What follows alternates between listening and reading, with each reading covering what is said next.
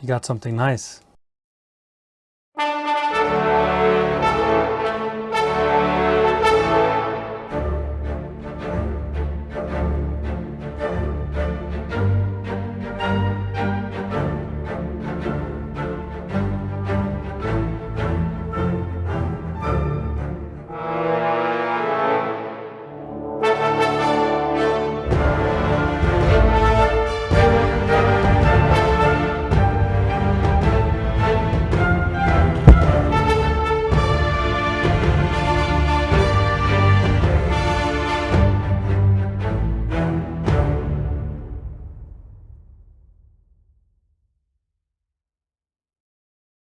Hello and welcome back to Feldpost Sunday here on the World War II History and Reenacting YouTube channel.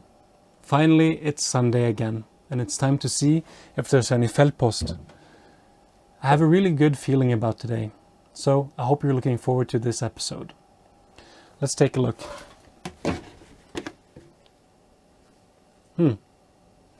Nothing. Empty.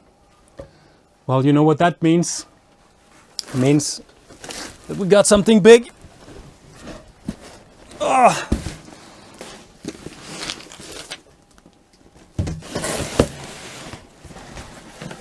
right. Two packages. Which one should we do first?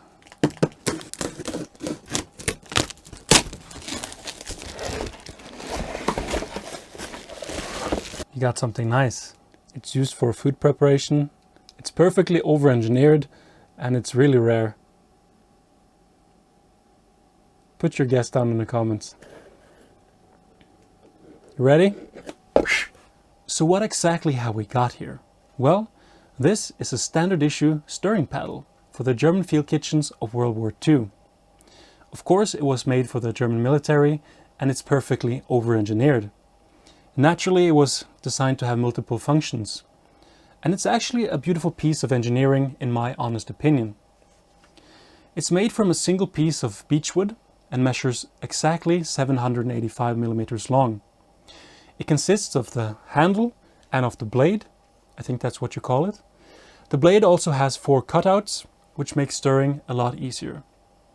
It also features 2 scales, one on each side, which we will take a closer look at shortly.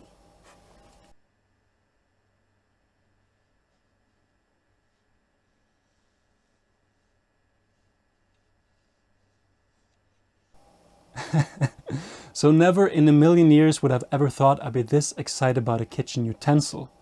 But I gotta say, this thing is beautiful. Can you imagine how many meals has been prepared with this 785 millimeter long single piece of over-engineered beechwood? Man, that's truly strange to think about. What a beautiful piece of a seemingly forgotten part of Second World War history. Just imagine all the soldiers standing in line at the field kitchen with their mess kits, waiting for a hot meal. And this thing was an essential part of the food preparation.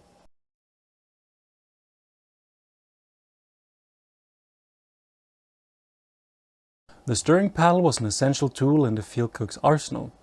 And besides from functioning as a stirring paddle, it also doubled as a measuring stick to help determine the level of content within the various kettles of the field kitchen. It was a simple, yet quick and effective way of measuring the level of liquid within a kettle. All the field cook had to do was to simply stick the stirring paddle down into the kettle, let it rest at the bottom in the center, hold it at a vertical 90-degree angle, and simply read the value of the scale. What a simple and effective tool. It's genius. Both the large and the small field kitchen had 2 main cooking kettles. One was nicknamed the coffee kettle and the other one the food kettle. The only problem was that the volume of these kettles were all different. The coffee kettle on the large field kitchen could hold 90 liters, while the small one could only hold 60 liters. The food kettle on the large field kitchen could hold 200 liters and the small one could hold 125 liters. Of course, this created somewhat of an inconvenience with regards to the stirring paddle and measuring stick. The first model only featured one single measuring scale plaque, which contained the values for both the food and coffee kettle. This meant that there had to be one separate stirring paddle for the large field kitchen and one for the small field kitchen. Well, this might not seem as a big deal to you, but one clever German guy must have thought, how can we improve upon this design?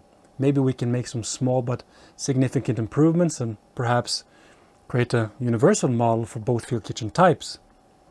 It will certainly increase the production costs and further complicate the manufacturing process, but at least we are rid of the inconvenience of having to manufacture two different stirring paddles. So that's what they did. No, I'm only joking. I don't know if the second model was more cost-effective to produce, or if it was simply down to practical reasons of having to manufacture, store, and issue only one model. But nevertheless, they certainly, most possibly, created one of the most beautiful stirring paddles in history. The measuring scale on the first model was made from nickel-coated brass, while the measuring scales on the second model, which I believe was introduced in the early to mid-1930s, were made from enamel-coated steel. The plaques are held in place with quite a few screws. 1, 2, 3, 4, 5, 6, 7, 8, 9, 10, 11. 11 screws. Also notice how the plaques have been recessed down into the wood. This was done in order to protect it from getting damaged.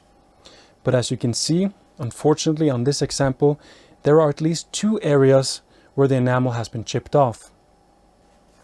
But nevertheless, a beautiful piece. We are now looking at the measuring scale for the coffee kettle. At the top, we have the German word Kaffee, or coffee. Next, there are two abbreviations: Kleine Feldküche, small field kitchen, and Große Feldküche, large field kitchen. And below are the two corresponding measuring scales measured in liters.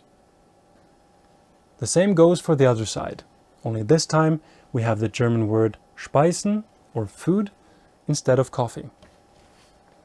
Also note that the measuring scale plaques are exactly the same size, but the measuring scale for the food kettle is positioned further up on the handle than the measuring scale for the coffee kettle. Here at the top we have some manufacturing information embossed into the wood. First we have the maker's mark DXD, followed by the year of production 1940. A little further up we have a small but faint Waffenamt acceptance stamp. Well, something I just noticed by looking at the top end of this handle here was the shade difference to the wood. I don't know if you can pick this up on the camera, but there's definitely a distinct shade difference to the wood up here, and it's probably due to years and years of use, possibly stained by the food and sweat from the field cook's hands. Oh man, there's a lot of history in this piece of wood.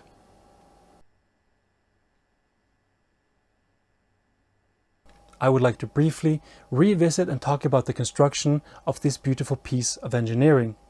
The amount of detail and thought that has gone into this is simply mind-blowing. I mean, just look at this handle. They could have made this completely square, but no, it's rounded on two sides. Not only does this strengthen the overall construction, but it also feels great in the hand. I mean, you could stir all day with this baby, or paddle your way home. Just look at this groove. It's been perfectly machined to accommodate the scale in order to protect it from getting damaged. They could have just slapped on a ruler here for sake, or used a stencil and just painted it on, but they didn't. Just look at the blade, how it tapers down to a dull point. Look at how it's rounded. Why bother, you know? Why cheat the field cook out of an exercise and add these 4 holes? Why spend so much time and labor on a simple stirring paddle? Well, why not? Quality, quality, quality. Well, first of all, it was designed for the German military, so that kind of overcomplicates some things.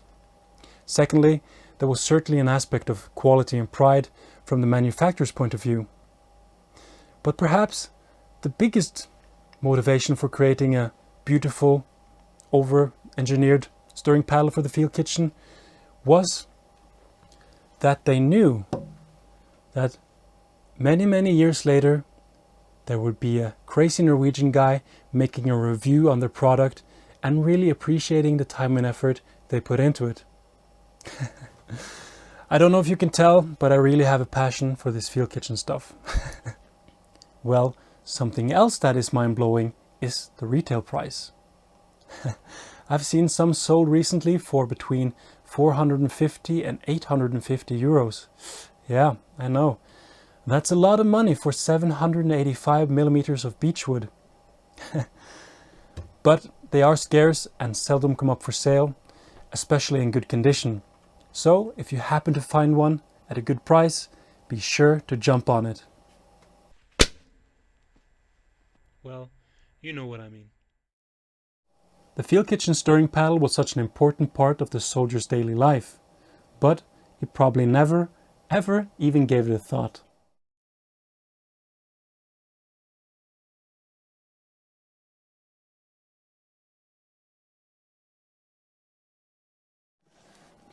So before I open this, a lot of you guys have asked me about the status on field kitchen restorations, and currently they're on pause because I'm currently working on getting my German staff car up and running for an upcoming event. As soon as the staff car is finished, the restoration will recommence. All right.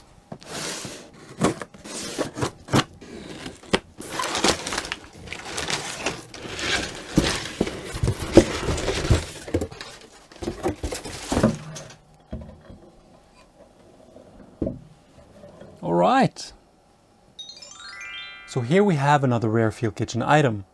You field kitchen fans out there probably already know what this is, but for those of you that don't, please let me explain. This is the coffee grinder for the German field kitchen. If you didn't know already, I actually have two original German field kitchens in my collection, which are currently undergoing restoration. I have one large and one small model. The large model came with its original coffee grinder, while the small one did not, unfortunately. But now it also has one.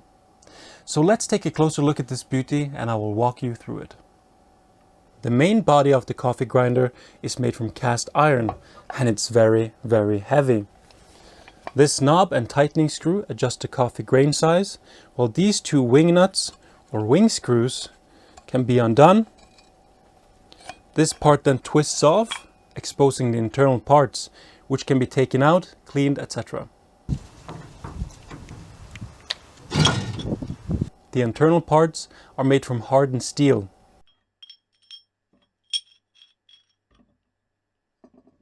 The crank is also made from cast iron. The handle must be beechwood and these look like brass fittings. It's a very smart and well thought through design that you only have to loosen these screws and not completely remove them. This eliminates the chance of losing any of these vital components, which wouldn't be any fun if you were in the field. So every German field kitchen was issued one of these coffee grinders.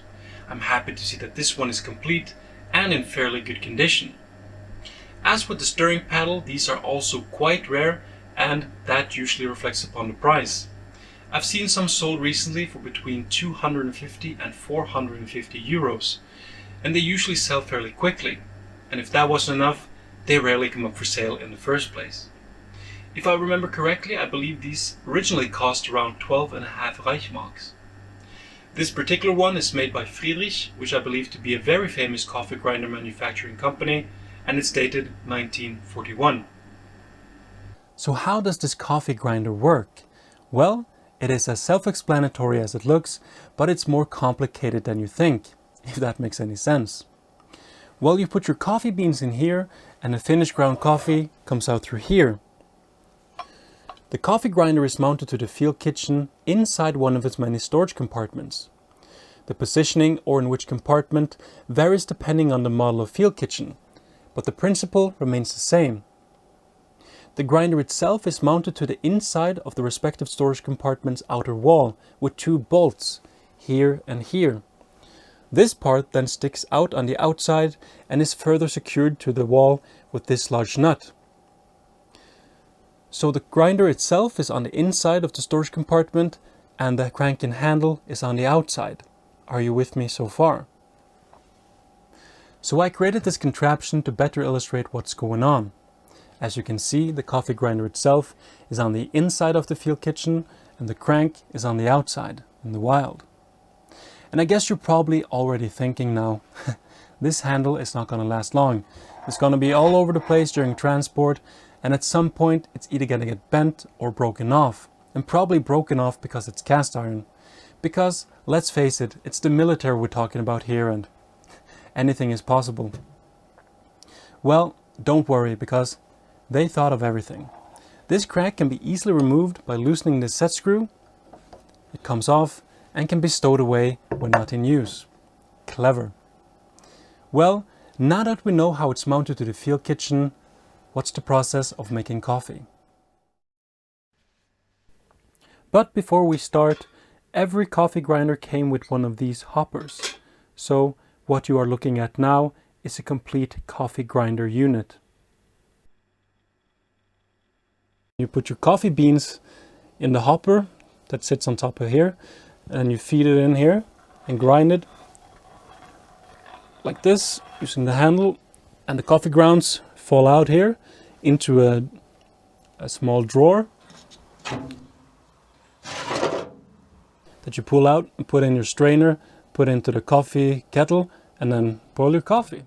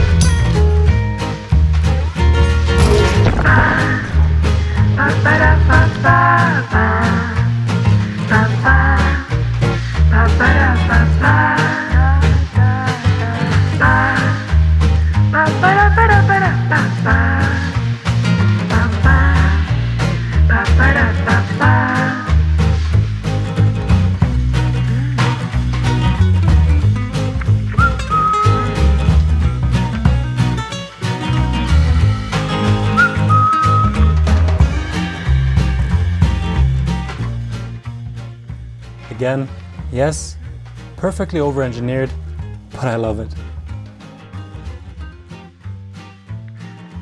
That's all for now. Thank you so much for watching, and until next time, auf Wiedersehen. The coffee kettle on the large field kitchen could hold 200 liters, 90 liters, and the small one could hold 60 liters. Probably broken off because it's cast iron. This is a nice fly swatter. So. What's the process of making coffee, for sake? There's some World War II coffee in here.